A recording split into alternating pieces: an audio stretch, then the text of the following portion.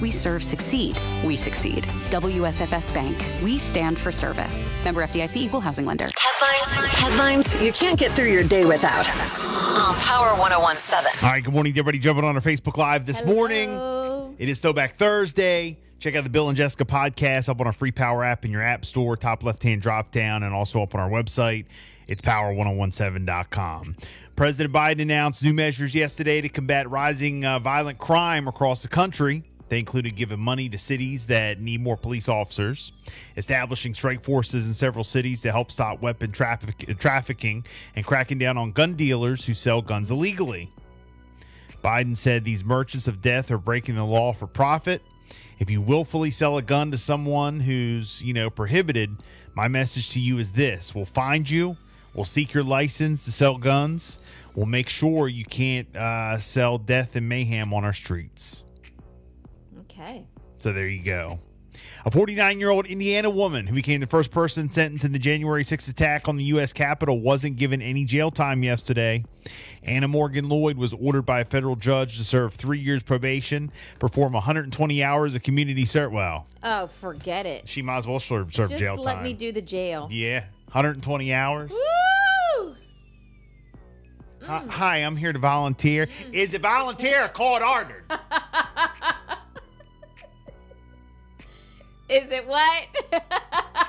Oh, I'm just, looking for something to do, trying to give back, volunteer. Oh, come right in. Let me get you some tea and crumpets. I have to do my community hours.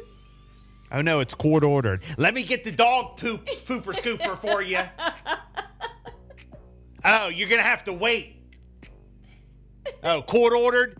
Go stand over here and wait for me. Oh, my gosh. Oh, it's volunteer? Would you like anything? Would you like me to remove your shoes for you? Crumpets? Come on in. Make yourself at home. Yes. Oh, by the way, she also has to pay $500 in restitution after admitting to unlawfully entering the Capitol. She pled guilty to a single misdemeanor charge and a plea deal. Meanwhile, a member of the Oath Keepers extremist group, Graydon Young, pled guilty to conspiracy and obstruction of an official proceeding and agreed to cooperate with prosecutors. The 55-year-old was accused with 15 other members and associates of the Oath Keepers of conspiring to block the congressional certification of Joe Biden's presidential victory. Guidelines call for him to serve between 5.25 years and 6.5 years in prison, but prosecutors may seek less time in exchange for his cooperation against other defendants. So, that whole situation runs deep. It does. Definitely runs deep. Yesterday, some very good news out of Maryland. Governor Larry Hogan announced that COVID-19 case rates have dropped below 1 per 100,000. Oh, good. Let me repeat that for those in the back. 1 per 100,000. Putting the state in the federal green zone. Green. Which is huge. Huge. While President Biden set a national goal of vaccinating 70% of adults by July 4th, Maryland achieved this milestone by Memorial Day and now has vaccinated 73.2% of adults. Excellent. And that's in Maryland. So Maryland's doing it. Maryland's definitely doing it. That's great news. This coming from 47. An investigation is underway following a report shooting early Wednesday morning. 47 was told that officers responded to the 400 block of River Road just after midnight for a report of shots fired. On arrival, officers found a 26-year-old man suffering from a gunshot wound to the leg. The victim was taken to the hospital for treatment of his injury. A residence and vehicle were also hit by gunfire during the incident. Police say the victim has been uncooperative with investigative efforts. Anyone with information on the shooting is asked to contact Dover PD or Crime Stoppers. Also yesterday, not sure if you guys saw this on Facebook or not, but a pedestrian bridge collapsed in northeast Washington, D.C., blocking D.C. 295 and leaving at least 3 people with injuries, authorities said. The people hurt had minor injuries. D.C. Fire and EMS said the bridge is it's on Kenilworth Avenue and Polk Street, authorities said. All lanes of 295 were blocked. But I don't know if you guys saw this on I did. social media or not, but it was pretty bad. It was definitely pretty wild. It was. Looking at those pictures, someone was sitting like right there in traffic, blocked, and they started posting pictures, and it was just, you could just see all the rubble everywhere. Yeah. I can't even imagine. And it was like a crosswalk, like people use every single day. Well, somebody And posted for it to come down. somebody posted a smart comment, and this just kind of, I'm not saying this to be funny, but this is kind of leads me to say this. What did they say? Or you something don't wanna about say? the infrastructure. What about all putting some money into helping helping the bridges and the roads and all this? Like, kind of a smart remark about that. Has nothing to do with this, but I will say Baltimore roads are bad. Are bad, right? Mayor Brandon Scott, Governor Larry Hogan, you're on the clock. Yeah. Like let me tell you something. When we go over the bridge, like when you drive and when you start to get closer to the city and you go into the city, you're driving like this, like the whole time. Oh, God. Yeah, it's awful. It's awful. I've never seen Like a the city. potholes. Yeah. Yeah. I've never seen anything that bad. Baltimore's the worst city I've ever Do driven you in. feel like it's gotten worse? Yeah. Worst city I've ever driven in. Wow. All right, well. So just FYI, I just want to put that out there. Will be heard. Yeah, I just want to put that out there because we've been over the bridge a lot for baseball Yeah. tournaments and stuff like that. And Right. we've been in the city a lot. And we're getting ready to go next week. Again, we're staying near Baltimore. Again. Yeah, Actually, we're staying in the city next week. And every time we get it's close, bad. I mean, it's like you're riding a horse. Oh, my God. We're going to go horseback riding past Oh, my gosh. Yeah. All right. past Raven All Stadium. No, it's Goodness, it's bad. Yeah. Yeah. It's pretty bad. Some breaking news. This is awesome news out of Worcester County. what? Hey. Breaking news. Worcester County Public Schools released this statement yesterday. Let's hear it. Beginning Thursday, July 1st, Worcester County Public Schools will no longer require face coverings in our schools. Yes, finally. Finally. Oh, this is so awesome. Man, DE is falling behind. We got to catch up. I love it, love it, love it, love it, love it. Thank you, Mr. Lou Taylor. Thank you, Worcester County. That's great. They will no longer require you to wear a mask. So when your kids go back to school, which will be all full-time, everybody back normal in September, no masks. Good. So Good. I love it. This coming from DSP. There was a gold alert issued for a Greenwood teenager.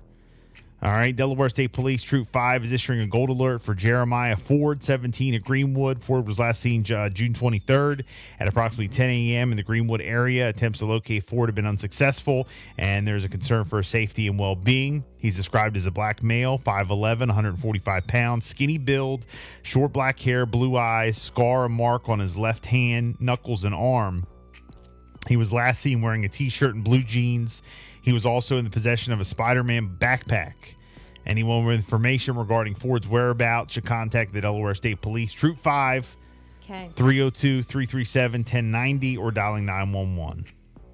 So there you go. Here, I'll show you guys on Facebook Live his picture, and we'll go ahead and we'll get it up on all our social media sites. I believe I shared it up on our Facebook last night. But, again, gold alert for a Greenwood teenager.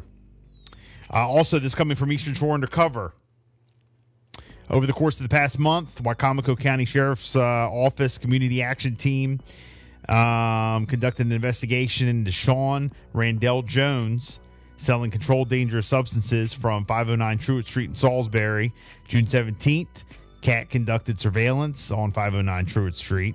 Observed Jones leave the residence in a vehicle, at which time a traffic stop was conducted. Both Jones and the passenger of the vehicle were detained. The passenger was identified as Tiffany Campbell.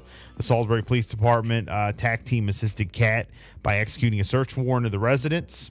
A search of the residence revealed 6.45 grams of crack cocaine, 2 digital scales, packaging material, and $209 U.S. currency. He was arrested and transported to WCDC, where he was processed on drug and possession with the intent to distribute narcotics and possession, not marijuana. He was being held no bond from the district court commissioner. So there you go. And he has a court date of July 15th. So... Wow. Okay. Also, out of Del Mar from 47, DSP asking for the public's help in locating a Milton man who say is wanted on a felony assault charge.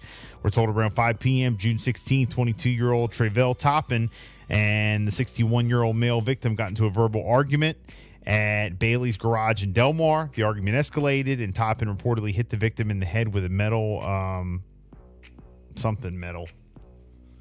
The victim was taken to Baltimore Shock Trauma with serious injuries. Police have since been unable to locate Toppin, who's currently wanted on first-degree assault and possession with a deadly weapon during the commission of a felony. Anyone with info on Toppin's whereabouts has to contact Delaware Crime Stoppers. Gosh. Okay? And there's a bunch of COVID vaccine clinics coming up. Okay. Okay? Just a word of note, I'll go ahead and post them. But the Wicomico County Health Department will offer walk-in and scheduled COVID vaccine appointments for the Janssen, 1 dose, and the Moderna, 2 dose vaccines. Is that a new vaccine, the Janssen vaccine? Is that a new one that's been approved? I have not heard that. Okay. Well, Janssen. And Moderna, 2 doses at the Wicomico Civic Center Midway Room. All right, from June 24th all the way to July 30th. So if you want to register, go to wicomicohealth.org. Looking that up. Maybe this is supposed to be Johnson & Johnson. Oh, it is. Well, it says Janssen, Janssen. Yeah. Okay, and then it's the pharmaceutical companies Johnson & Johnson. Oh, okay. So that's what it means. So the U.S. FDA has granted the Janssen COVID-19 vaccine as an emergency use authorization. Oh, so it is a new one. No, it's here on Johnson & Johnson's site. So it's the same one? The name of it, because I've never heard that. Maybe it's a different. It's here on Johnson & Johnson's site.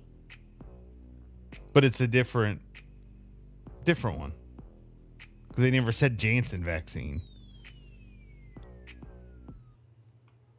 Well, it's on Johnson & Johnson's site. Okay. Well, there you go. So, again, they're going to be offering walk-in and scheduled appointment vaccine clinics.